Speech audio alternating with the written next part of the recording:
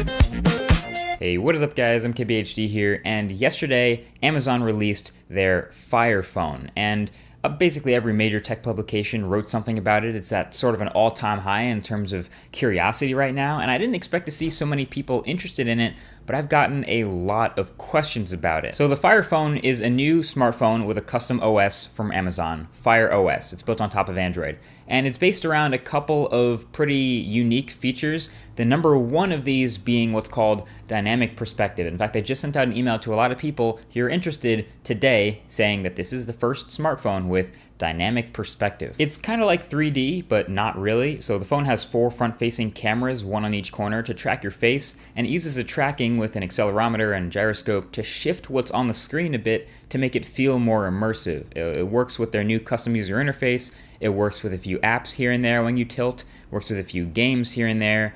You can use it to scroll down lists and pages without touching the display. Yeah, this is neat. This is really neat. When I turn it, it moves.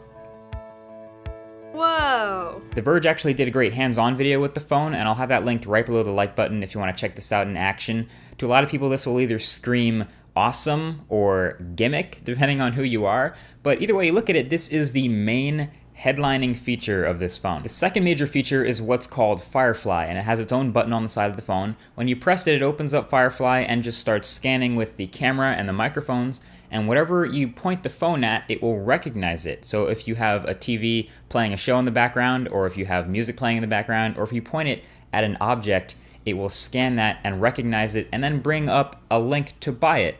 On Amazon, of course. Amazon is hoping you'll really like this feature and start taking major advantage of it and buying lots of things on Amazon based on what you recognize around you. Pretty self-explanatory. This is supposed to make Amazon more money. But besides those 2 major new headlining features, there's just a couple of other things sprinkled in. You have your Mayday live tech support. So the same thing that was on the Kindle Fire tablets, you now get that live quick tech support on the phone. And since it's the Fire OS made specifically for this phone, you have a couple of other features like a notification tray, live weather updates, some gesture stuff to get to quick settings.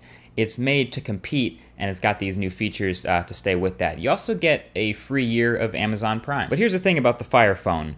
It costs $650 off contract, and that brings up a lot of questions about what exactly you're paying for here.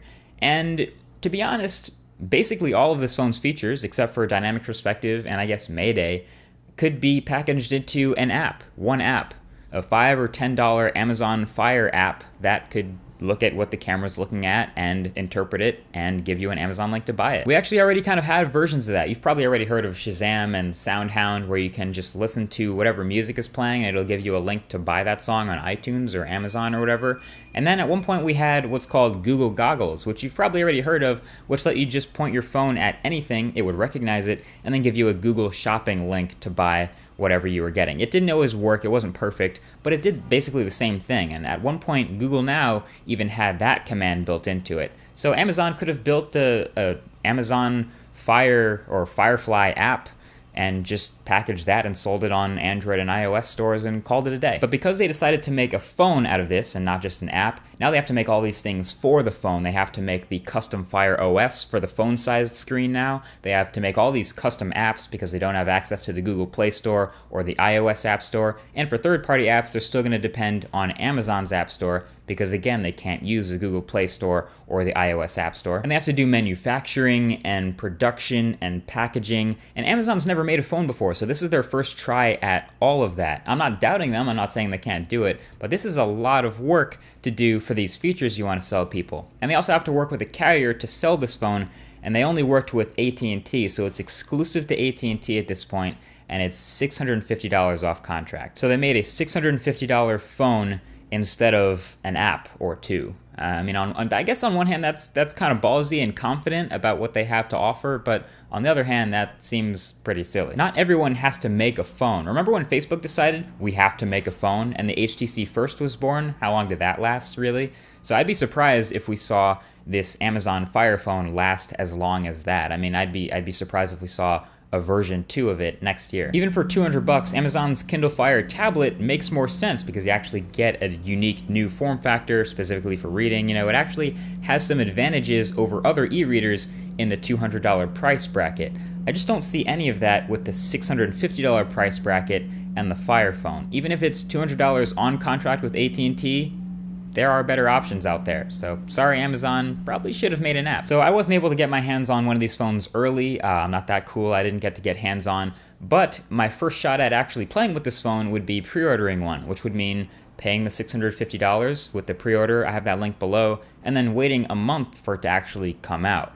Now don't get me wrong, I love Amazon. Like, I spend lots of money on Amazon, probably more than any other site on the internet. I'm an Amazon Prime member. Most of the people I know are Amazon Prime members. We all get our textbooks from Amazon, but I won't be buying this phone, and neither should you. So that's the Amazon Fire Phone explained. Feel free to share this video, get the word out. I've gotten a lot of questions about this phone, so this is the video for people who are asking questions. So if you know people who are curious, share this video with them. And that's been it. Thanks for watching, and I'll talk to you guys in the next one. Peace.